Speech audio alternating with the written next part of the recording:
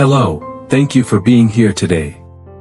Have you ever imagined a CEO accustomed to gleaming glass high floors, packed meeting schedules, and million-dollar decisions, quietly putting it all aside to take his loved one back to their hometown for Tet, Lunar New Year? What awaits them behind that old village gate? CEO Alex takes nhat home for Tet. A reaction that moves everyone, is not just a homecoming, but a journey confronting the gap between rich and poor, city and countryside, and even invisible prejudices. Amidst the stinging smoke of the kitchen, the simmering pot of sticky rice cakes, and the scrutinizing gazes of relatives, nhat's reaction to returning home for Tet truly touches everyone who witnesses it. Let's follow this heartwarming journey together. On a late afternoon at the end of the year, while the city was still bustling with unfinished plans, Alex unexpectedly took nhat's hand. His voice softened, no longer the decisive tone of a CEO in the business world, but a simple sincerity. This Tet, Lunar New Year, I want to take you and our child back to my paternal hometown. That statement stunned nhat. For a moment, she couldn't believe her ears. Back to his paternal hometown, it meant stepping into his childhood world, meeting his family and relatives, being recognized as a cherished part of his life. Nhat's eyes welled up slightly. She had always thought of herself as merely an outsider in his busy life. Yet now, he wanted to take her and their child back to their roots, to the ancestral altar, the reunion meal, and the warm hugs of Tet. A wave of emotion overwhelmed her. Happiness came unexpectedly, gently yet profoundly, making her heart tremble. In Alex's gaze, she saw seriousness, pride, and a promise for a long-term future. Without saying anything more, she nodded and went to the supermarket with Alex. In the days leading up to Tet, Lunar New Year, the supermarket was packed with people. Alex pushed the shopping cart, while nhat quietly walked beside him, her hand gently resting on the cart's edge as if to make sure everything was real. He carefully selected boxes of cookies, packets of tea, bottles of wine to give to his father, plus ginger jam and peanut candy, things that were very traditional, but which he said everyone at home likes. Nhat watched him amidst the bustling crowd, and a strange warmth welled up in her heart. A man who was used to signing contracts was now meticulously reading the expiration dates on each box of Tet cookies. That thoughtfulness softened her heart. Each item placed in the cart increased her anticipation. This wasn't just a Tet gift, but preparation for entering a family. As the car rolled out of the city, the high-rise lights gradually faded into the distance. Nhat sat in the back seat with Henry. The further they went, the faster her heart beat. The road back to her hometown stretched on, flanked by misty fields and houses with wisps of smoke rising from the evening sky. She was both excited and anxious. Would his family accept her and Henry? Would she be skillful enough to blend into the festive atmosphere there? Alex gently took her hand, squeezing it softly as a reassurance. Just that touch, and nhat felt her heart calm down. Outside the window, the year-end wind blew, carrying the characteristic chill of the Lunar New Year. She took a deep breath, clearly feeling that this journey wasn't just about returning home, but about stepping into a new chapter of her life.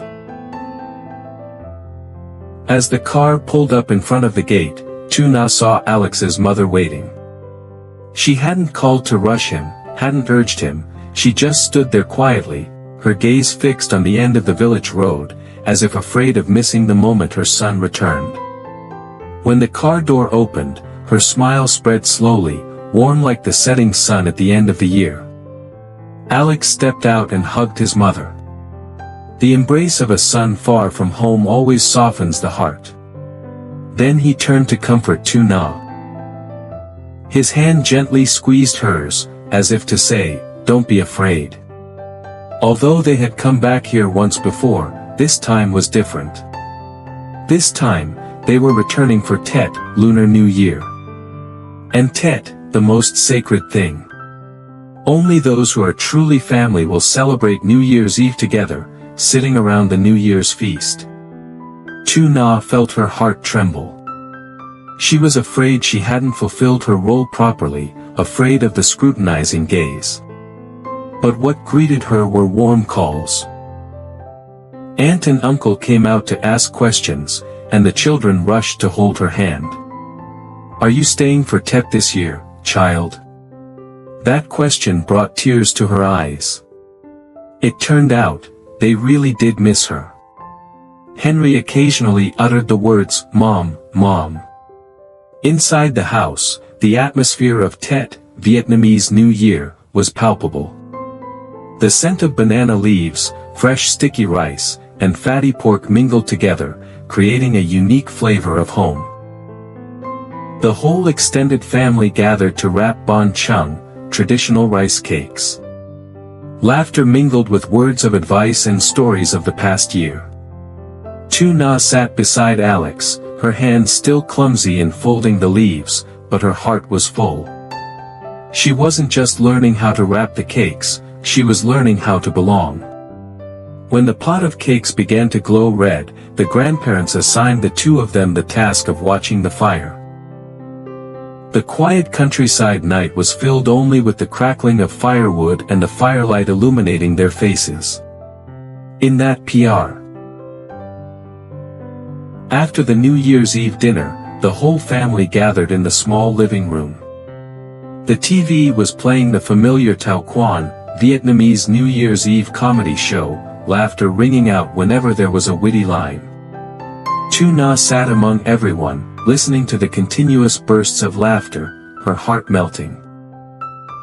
Not because the show was particularly special, but because of the feeling of laughing together, of leaning in when her grandmother gently clapped, of seeing Alex laugh freely like a little boy in the family's arms. The moment of transition to the new year approached. Everyone went out into the yard. The quiet night sky suddenly lit up with clusters of fireworks in the distance, near the town. The multicolored lights reflected in Nhat's eyes, sparkling like the emotions welling up inside her. The countdown began.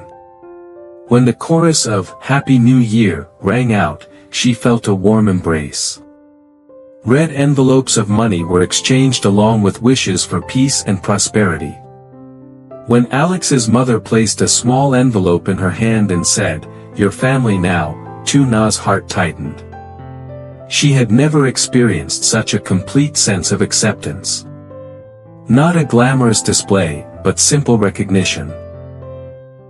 That New Year's Eve, amidst laughter and fireworks, she understood that she was living in a moment she would never forget. On the morning of the first day of the Lunar New Year, Nhat awoke to the gentle sunlight filtering through the wooden window. There was no more noisy traffic, no more insistent phone calls. Only the distant crowing of roosters, the faint scent of incense, and the soft murmur of laughter in the yard. She lay still for a few seconds, feeling a peace she had never experienced during the New Year celebrations in the city. Stepping out of her room, she saw Alex's mother preparing the offering for the new year. Her grandparents, dressed in their traditional Ao dye, had gentle eyes. Alex turned to look at her, offering a warm smile as if everything was meant to be this way. No one was in a hurry. No one felt pressured. Everything unfolded slowly but meaningfully. As she and her family lit the incense for the new year, Nhat gently clasped her hands, silently wishing for a simple thing, to keep this feeling forever. Afterwards, the whole family went to visit relatives to wish them a happy new year. She followed Alex, receiving sincere wishes and affectionate glances. On the morning of the first day of that year, Nhat understood that happiness sometimes isn't about grand things. It's about waking up and knowing you're in the right place, surrounded by people who truly consider you family.